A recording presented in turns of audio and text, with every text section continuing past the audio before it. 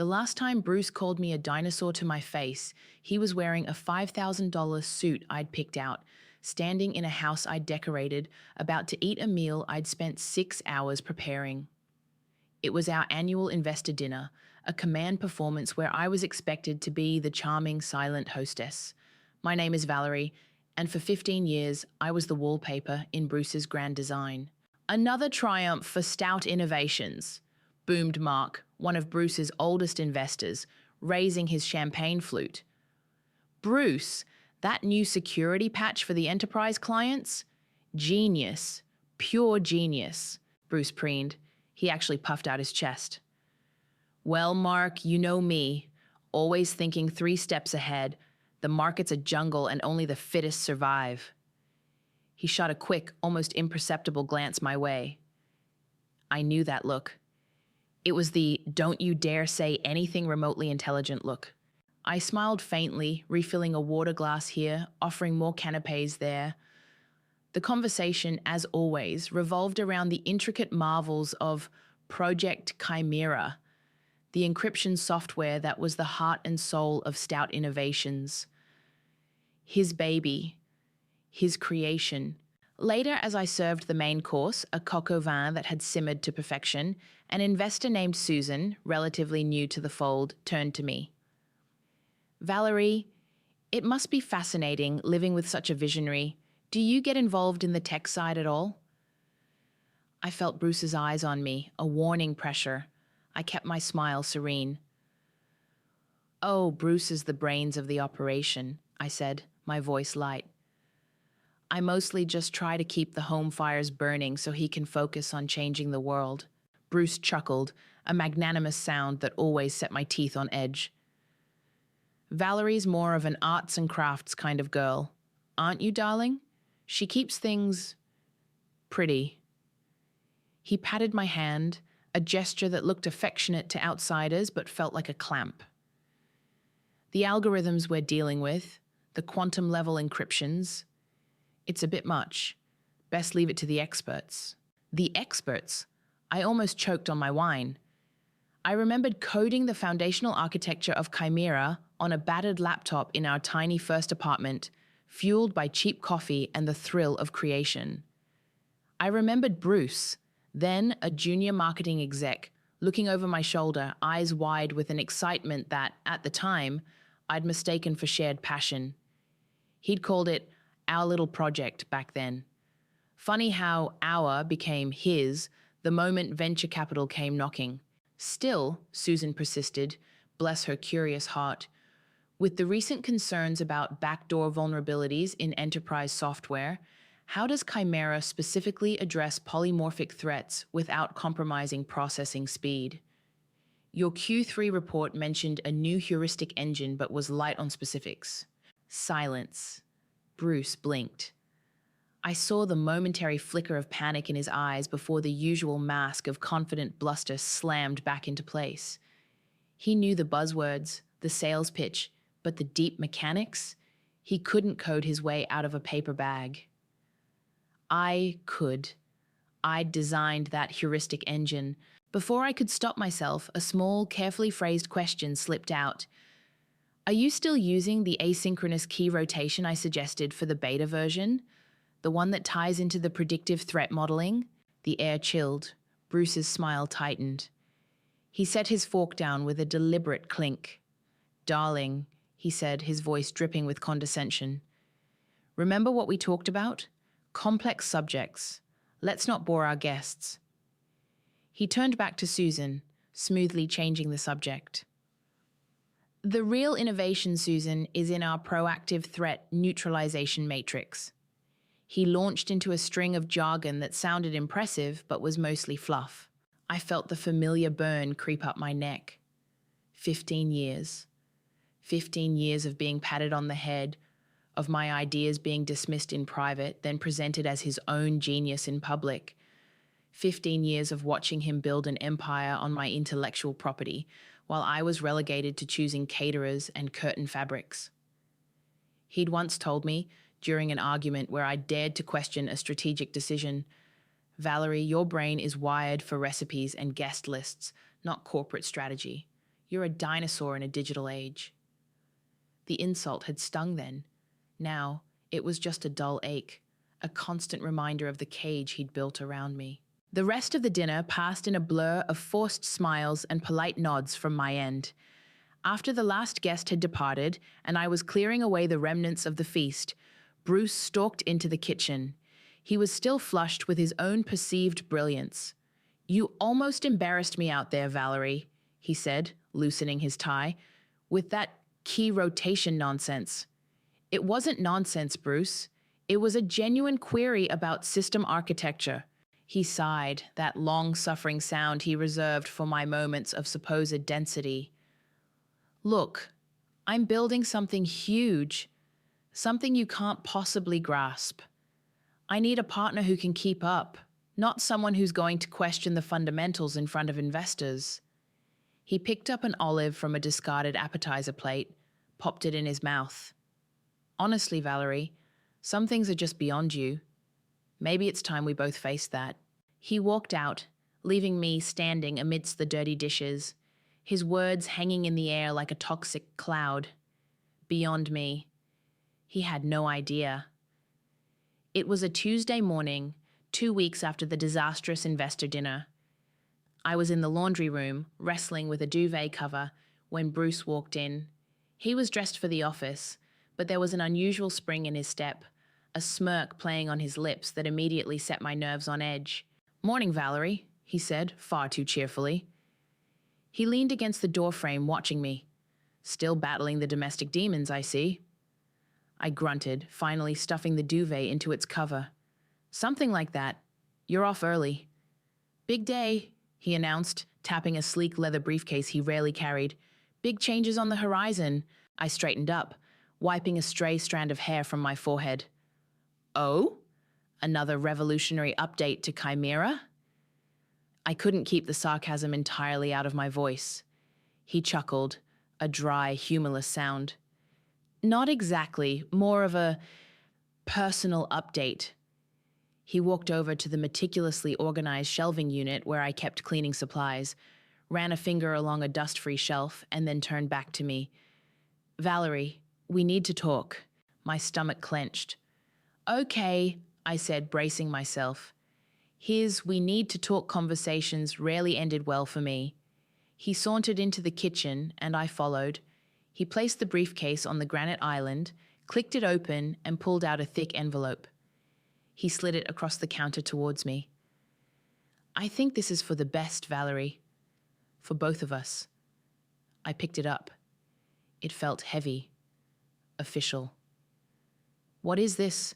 "It's our divorce settlement agreement," he said, his voice smooth as silk. "I've had my lawyer draw it up, very generous, all things considered." I stared at the envelope, then at him. His face was a mask of smug solicitude. "Divorce?" The word felt foreign, even though deep down, a part of me had known this was inevitable. Our marriage had been a hollow shell for years. "Come on, Valerie, don't look so surprised," he scoffed. "We haven't been happy for ages. I need to move forward with someone someone who's on my wavelength, someone who understands the world I operate in." I slowly opened the envelope and pulled out the documents. My eyes scanned the first page, then jumped to the settlement offer. It was laughable, a pittance. Enough to keep me in a small apartment for a year, maybe 2 if I was frugal. It was the kind of offer you'd make to a casual acquaintance you were trying to politely dismiss, not a wife of 15 years. It was a clear statement. He believed I had contributed nothing, was worth nothing. This is it?" I asked, my voice surprisingly steady. "Like I said, generous," Bruce said, waving a dismissive hand. "Considering you haven't exactly been a contributing partner, financially speaking. Stout Innovations is my creation, my sweat and blood." "Your creation?" I repeated, the words tasting like ash. "Absolutely. And it's going to be bigger than ever. I'm taking the company global, Valerie, big things you wouldn't understand." He leaned forward, his voice dropping to a confidential, patronizing tone. "Look, you're a good woman, in your own way. But let's be honest, you're a bit of a dinosaur, love. This tech world, it's fast, it's brutal. It's no place for someone like you. A cold, clear rage, unlike anything I'd felt before, began to solidify in my chest. It wasn't hot and messy, it was sharp and focused. The years of quiet seething, of swallowed insults and stolen credit, coalesced into a single point of icy resolve. He expected tears, pleading, maybe even a dramatic scene. He wasn't going to get it. So, I just sign this, and you go off and conquer the world? I asked, meeting his gaze. Essentially, yes, he said, beaming. You can, I don't know, take up pottery, enjoy your retirement, just stick to housework, love. That's what you're good at. He winked, as if sharing a private joke. My lawyer Harley will be in touch with yours, assuming you have one, to finalize the details. Best to do this quickly and quietly, don't you think? He picked up his briefcase, ready to leave, already moving on to his bright, Valerie-free future. He paused at the door.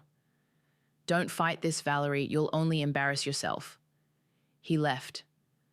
The door clicked shut behind him, a sound of finality. I stood there in the sun-drenched kitchen, the divorce papers clutched in my hand. The scent of his expensive cologne lingered in the air, a sickeningly sweet reminder of his arrogance. Just stick to housework, love.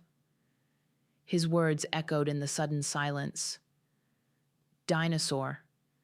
I looked down at the papers. He handed me the papers like he was bestowing a gift. He had no idea he'd just signed his own corporate death warrant. The dinosaur was about to show her teeth.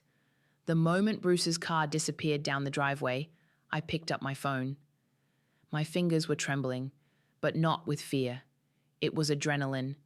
Pure, unadulterated, righteous fury. Lara answered on the second ring. Valerie, what's up? You sound different. He served me, I said, my voice flat. Divorce papers, with a settlement offer that wouldn't cover a year's worth of his golf club fees. There was a sharp intake of breath on the other end. That absolute bastard, Lara seethed.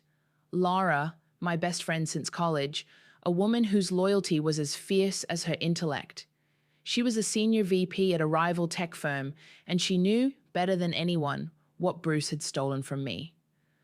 Okay, deep breaths. First, tell me you didn't sign anything. Of course not.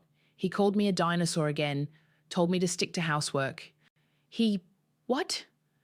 Lara's voice rose an octave. Oh, he has no idea what's coming. None. Listen to me, Val. I know a lawyer, Benjamin Fletcher. He's not flashy, but he's a shark. The quiet kind that dismembers you before you even know you're bleeding. I'll text you his number right now. Call him, today. Already on it, I said. Thanks, Lara, for everything. Are you kidding? I've been waiting for this day for 10 years. Go get him, Val. Burn it all down. I hung up and immediately dialed Benjamin's number. His voice was calm, measured, a soothing balm to my raw nerves. I explained the situation, briefly, factually. He listened without interruption. Mrs. Stout, he said when I finished. Or do you prefer Ms. Hanson? Hanson, I said. Valerie Hanson. It felt good to reclaim my name. Ms. Hanson, it sounds like your husband has significantly underestimated you. Can you come to my office tomorrow morning, say 9 a.m.? I'll be there. The rest of the day was a blur of focused activity. I went up to the attic, a place Bruce hadn't ventured into for years. It was dusty, filled with forgotten relics of our earlier life. Tucked away in a far corner, beneath a pile of old photo albums and my grandmother's moth-eaten quilts, was a battered fireproof safe. Inside, nestled amongst old university textbooks, were several encrypted hard drives. My digital ark. I carried them down to my small home office, a room Bruce derisively called my hobby nook. I plugged the first one into an old air-gapped laptop I kept for just such purposes. The familiar decryption prompt appeared. My fingers flew across the keyboard, entering the complex passphrase I'd committed to memory years ago. There it was, Project Chimera. The original source code, pristine and untouched.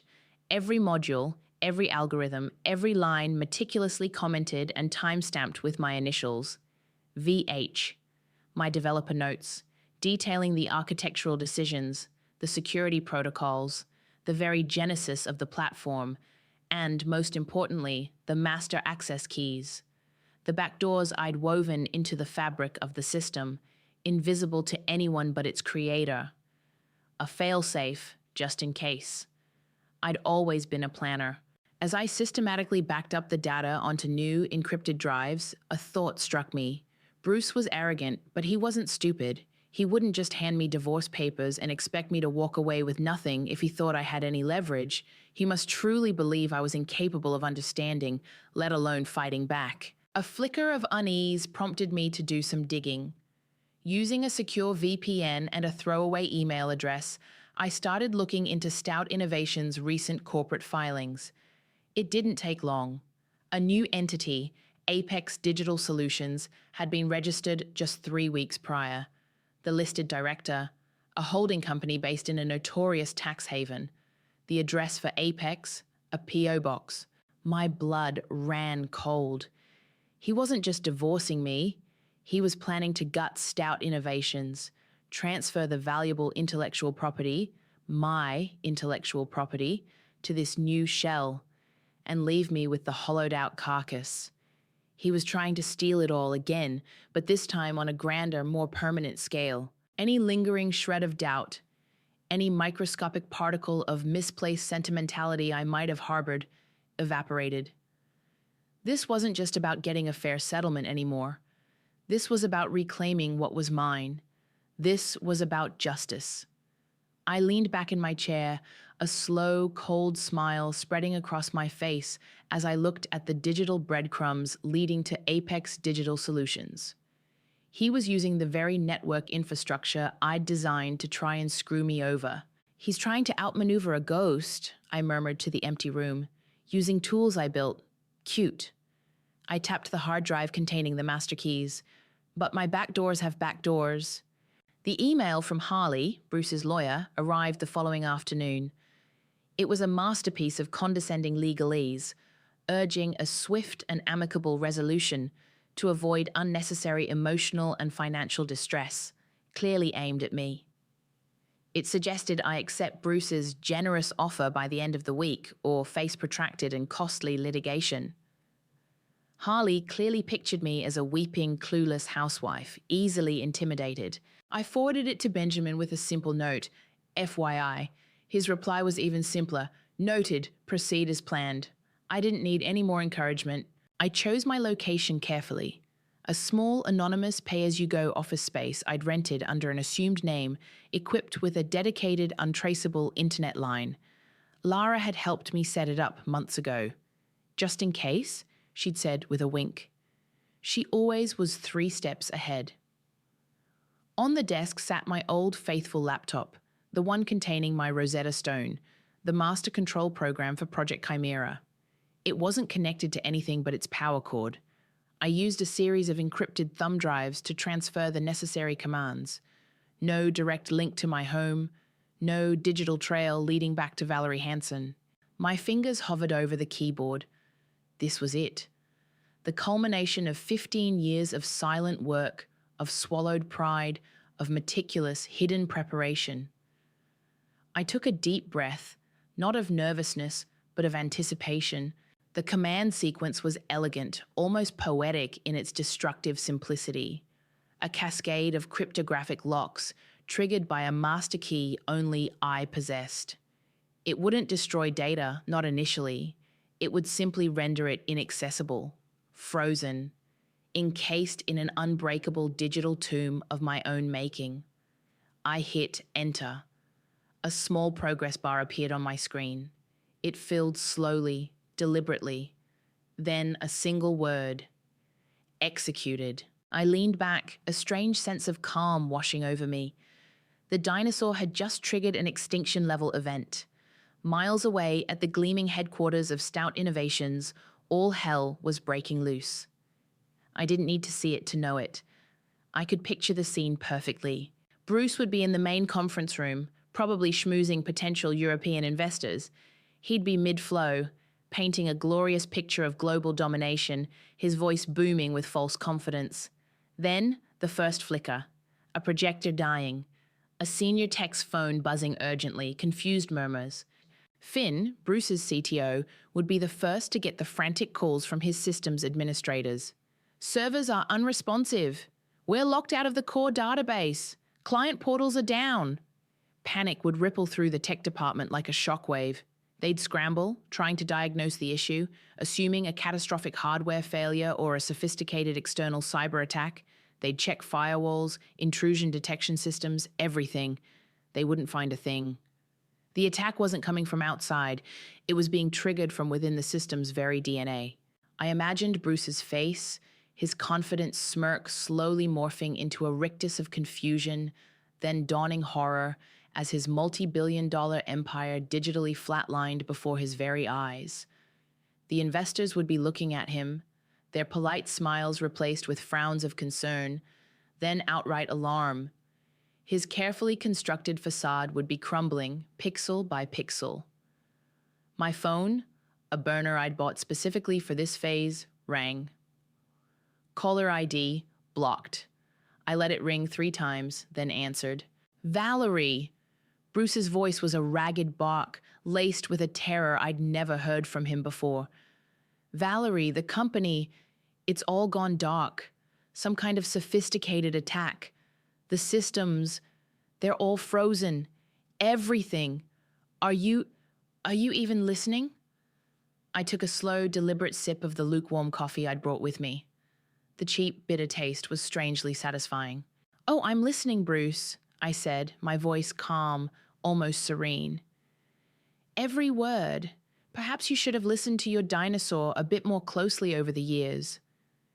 There was a stunned silence on the other end, broken only by his ragged breathing. I could almost hear the gears grinding in his head, the dawning, terrifying suspicion. What? What did you say? He stammered.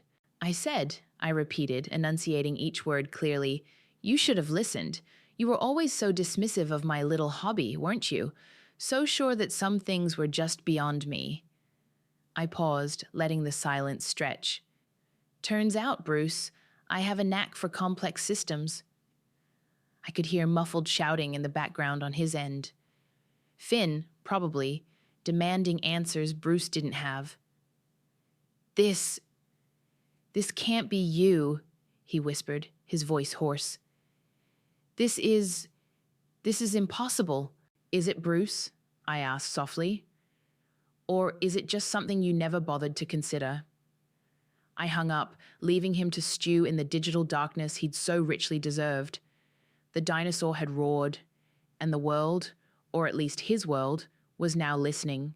The official letter from Harley arrived less than 24 hours later. It was practically smoking with indignation. Accusations flew like poisoned darts. Industrial espionage, corporate sabotage, malicious destruction of property. He threatened lawsuits that would leave me penniless and potentially imprisoned. It was all bluster, of course, designed to terrify me into submission. He clearly still hadn't grasped who he was dealing with. Benjamin, my lawyer, was unfazed. Standard saber rattling, he commented dryly when I read it to him over the phone. He's panicking. Good, let's schedule that conference call.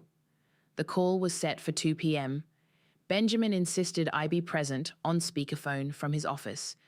It's important they hear your voice, Valerie. Calm, confident. Let them see the person, not just the phantom they're imagining. When Harley's voice crackled onto the line, it was tight with fury.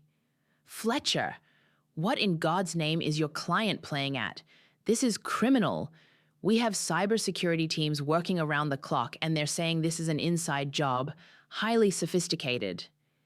If Valerie Stout thinks she can blackmail her way to a better settlement by crippling a multi-billion-dollar corporation, Mr. Harley, Benjamin interrupted, his tone like chilled steel, my client is not playing at anything, and her name is Ms. Hanson. Perhaps we should start with a clarification of facts before you continue with your baseless accusations. Bruce cut in then, his voice raw and desperate. Valerie? Valerie, are you there? You have to stop this. Whatever you did, Whatever hacker friends you've hired, tell them to undo it. We're losing millions by the hour. My investors, my reputation. This was my cue. I leaned towards the speakerphone. Hello, Bruce. Hello, Mr. Harley. My voice was even, devoid of the tremor I'd half expected. There are no hacker friends, Bruce. There's just me. A beat of silence. Then Harley scoffed. Don't be ridiculous, Ms. Hanson. We're talking about a level of encryption and system control that I designed, I finished for him. Mr. Harley, while you were drafting your threatening letter, my attorney was preparing a rather more illuminating set of documents. Benjamin, would you do the honors? Certainly, Valerie, Benjamin said. Gentlemen, I've just emailed you a secure link. It contains copies of the original time-stamped source code for Project Chimera, complete with developer VH's, Valerie Hanson's, detailed architectural notes.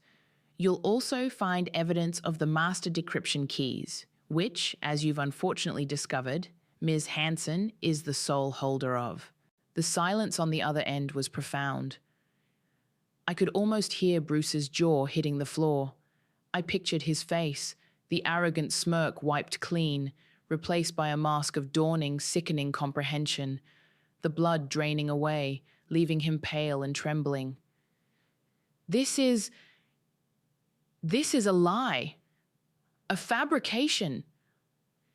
Bruce finally sputtered, but the conviction was gone from his voice.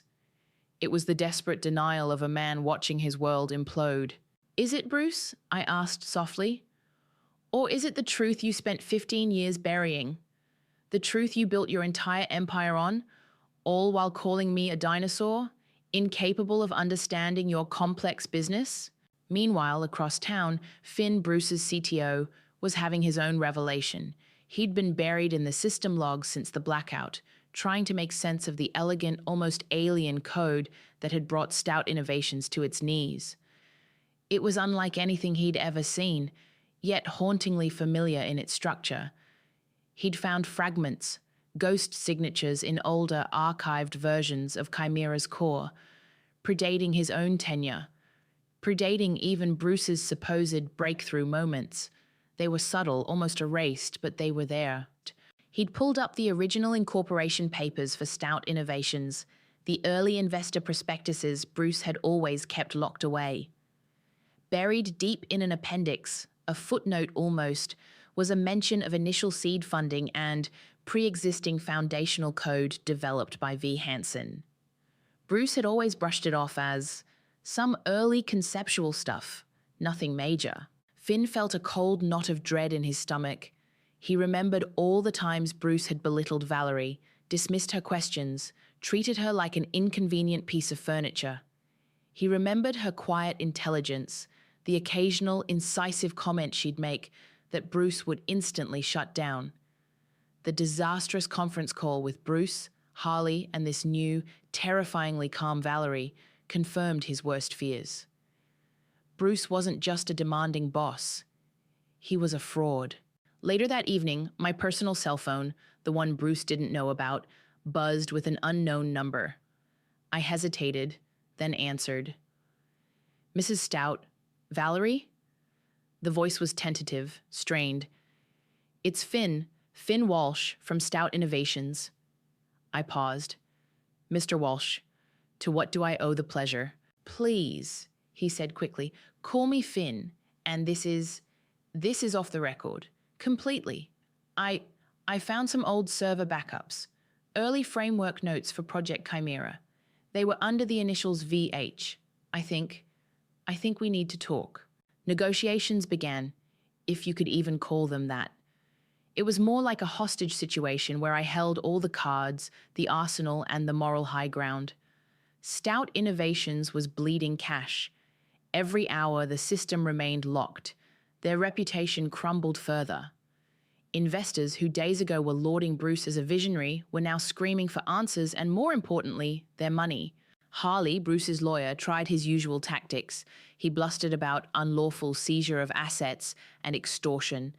Benjamin simply raised an eyebrow and referred him back to the irrefutable proof of my authorship. The original code, the time-stamped notes, the embedded master keys.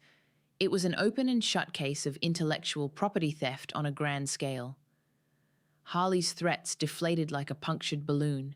Bruce, predictably, resorted to emotional blackmail. He called me, his voice thick with a desperate, wheedling tone I'd never heard from him. "Valerie, please, think of what we built together. Think of the employees, their families. You can't just destroy everything." "What we built, Bruce?" I asked, my voice devoid of inflection. "Or what I built and you took credit for? As for the employees, perhaps you should have thought of them before you decided to defraud your own wife and build your career on a lie." I hung up. Then came Annika, Bruce's sister. She'd always embodied the family's dismissive attitude towards me, treating me as a slightly dim but decorative appendage to her brilliant brother. Her call was dripping with manufactured sympathy that quickly turned venomous. "Valerie, darling," she began, her voice oozing insincere concern. "I just heard about this dreadful business with the company. Bruce is beside himself. We all are. How could you do this? Don't you realize you're destroying a family legacy?" "Annika," I said, cutting through her saccharine preamble, "let me be very clear. The family legacy you're referring to was built on theft. Your brother stole my work, my intellectual property, for 15 years. He belittled me, gaslighted me, and then tried to discard me with a pittance once he thought he'd squeezed every last drop of value out of me. So please spare me the lecture on loyalty and family." She gasped, clearly unprepared for such directness. "But," Bruce said, "he said you were being unreasonable, that you were bitter about the divorce." "Bruce lied, Annika. He's been lying for a very long time. He even set up a shell company, Apex Digital Solutions, to siphon off the assets of Stout Innovations before serving me those papers. Does that sound like an honorable man protecting a family legacy?" Silence. A long, stunned silence. I could almost hear the carefully constructed image of her brother shattering in her mind. A shell company?" she finally stammered. "Indeed. Now, if you'll excuse me, I have actual business to attend to." I ended the call. Her bewildered sputtering was cut short. Through Benjamin, I laid out my terms. They were, as he put it, non-negotiable and unequivocally clear. First, 70% ownership of Stout Innovations, or if Bruce preferred, the complete and unencumbered transfer of all intellectual property rights related to Project Chimera and its derivatives to a new entity controlled solely by me. Second, a substantial personal settlement. Benjamin had calculated a figure based on 15 years of intellectual property theft, lost earning potential, and significant emotional distress. It was a number that made my eyes water slightly, but Benjamin assured me it was more than fair. Third, a full public apology and retraction from Bruce. This was to be drafted by my team, acknowledging me as the sole creator and architect of Project Chimera. It would be published in major financial news outlets. No weasel words, no ambiguity. Harley, upon receiving the terms, reportedly turned several interesting shades of purple. Bruce, according to Benjamin's sources, had a complete meltdown. He raged, he pleaded, he threatened again, albeit weakly, but the clock was ticking. His company was dying. His investors were circling like vultures. He had no leverage, no options, no escape. The voicemails started piling up on my burner phone. Bruce, alternating between sobbing apologies and furious accusations. "Valerie, my life is over. Everything is ruined. You can't do this to me, to us." Click. Delete. "You vindictive bitch, you'll pay for this. I'll see you in court for the rest of your life." Click. Delete. "Please, Val, just talk to me. We can work something out, anything, just make it stop." Click. Delete. I listened to each one, my expression unchanging. Then I erased them. Our us died a long time ago, Bruce. You just didn't notice. You were too busy admiring your reflection in the glow of my stolen success. The final meeting took place in Benjamin's conference room. It was a stark, modern space, all glass and brushed steel, a deliberate contrast to the opulent mahogany-paneled rooms Bruce favored. He arrived looking like a man who hadn't slept in days. His expensive suit hung on him, his eyes were hollow, and the arrogant swagger was gone, replaced by a shuffling, defeated gait. Harley, his lawyer, looked equally grim, his usual bluster entirely extinguished. I sat opposite them, Benjamin at my side. I wore a simple, well-tailored dress, a quiet statement of confidence. I felt a strange detachment, like watching a movie whose ending I already knew.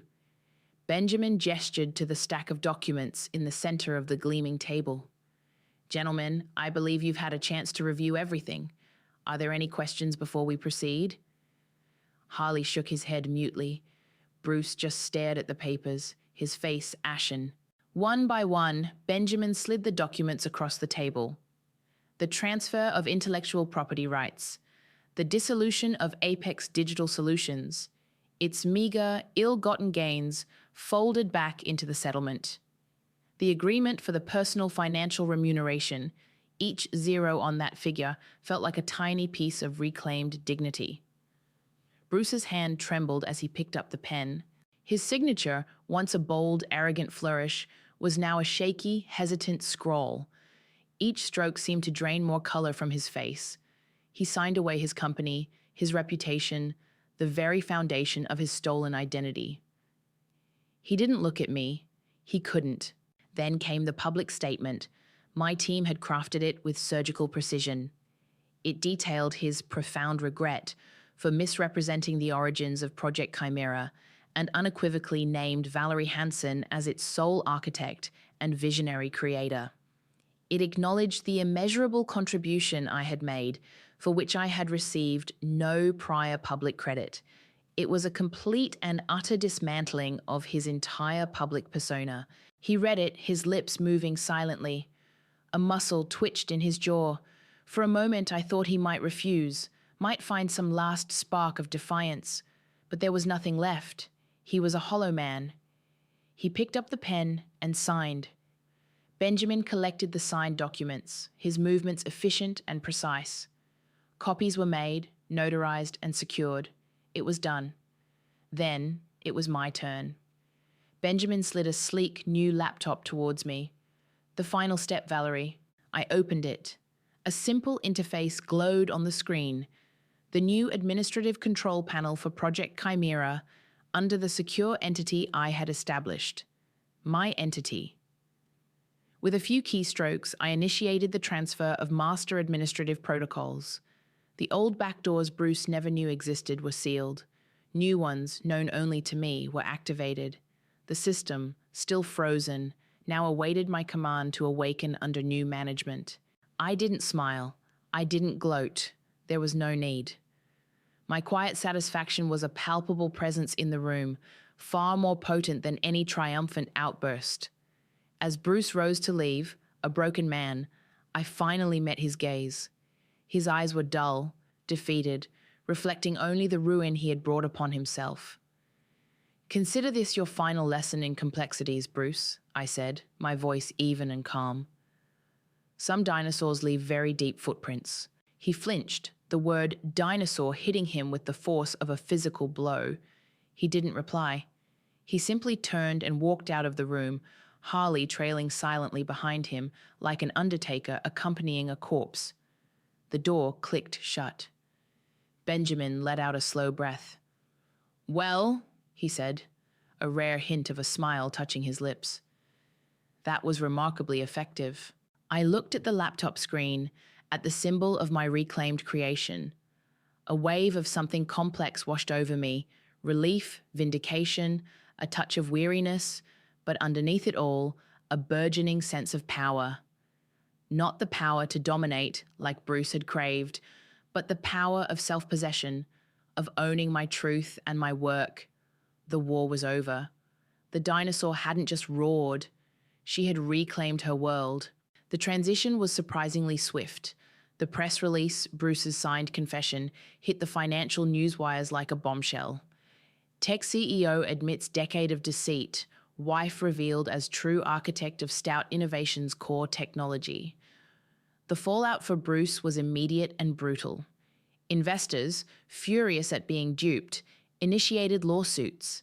His social circle, once so eager to bask in his reflected glory, evaporated overnight.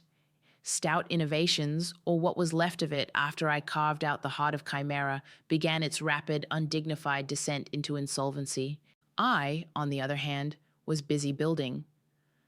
Chimera Dynamics was born from the ashes of Bruce's lies. The name felt right, dynamic, powerful, ever-evolving. I didn't just want to reclaim my past work. I wanted to build its future.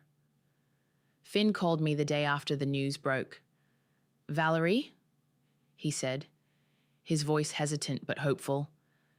I read the statement. I'm not surprised. And I'm deeply sorry for my own blindness. "There's no need to apologize, Finn," I told him. "Bruce was a master manipulator. You were just one of many caught in his web. If you're hiring," he said, "I know Chimera inside and out. Or at least, I thought I did. I'd be honored to learn from its actual creator." I smiled. "I was hoping you'd call, Finn. How do you feel about being head of development at Chimera Dynamics?" His relief was palpable. "I'd like that very much, Valerie. Very much indeed. The old Stout Innovations offices were too tainted, too full of ghosts. I found a bright, airy loft space downtown, filled it with cutting-edge tech and, more importantly, a team of brilliant, passionate engineers who were excited by the work, not just the stock options. Finn thrived, his talent finally unshackled from Bruce's ego. Lara joined my board, her sharp business acumen a perfect counterpoint to my technical focus. We made a formidable team. The first few weeks were a whirlwind. We had to restore client confidence, rebuild systems, and chart a new course. But the core technology, my technology, was sound. More than sound, it was revolutionary. Freed from Bruce's clumsy attempts to innovate with marketing buzzwords, Chimera began to truly sing. Annika tried to reach out once, a tearful, rambling voicemail about family and forgiveness. I didn't call back. Some bridges are best left burned. The Stout family would have to manage their own fallout. Their legacy was now irrevocably tied to Bruce's disgrace.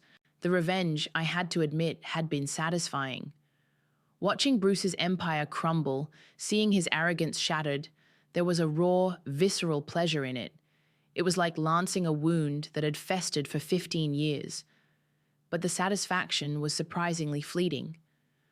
What lingered, what grew stronger each day, was the joy of creation, the thrill of leading a team, of finally being seen and acknowledged for who I was and what I could do. One afternoon, Lara poked her head into my office. I was sketching out a new algorithm on a large touchscreen monitor, a complex lattice of logic unfolding beneath my fingers. "TechCrunch just called," she said, grinning. "They want to do a feature.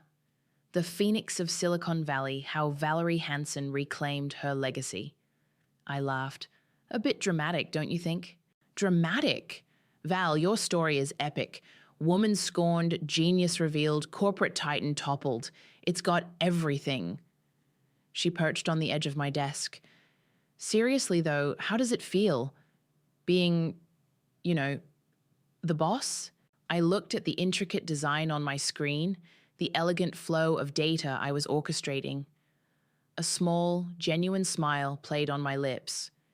"He once told me my brain was only good for domestic planning," I said, tapping a particularly complex node in the algorithm. "Turns out I was planning a hostile takeover all along."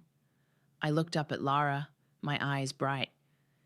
"And the market," I mused, "is responding very well." The dinosaur he'd mocked now stood as a titan, not of a stolen empire, but of her own making, and she was just getting started.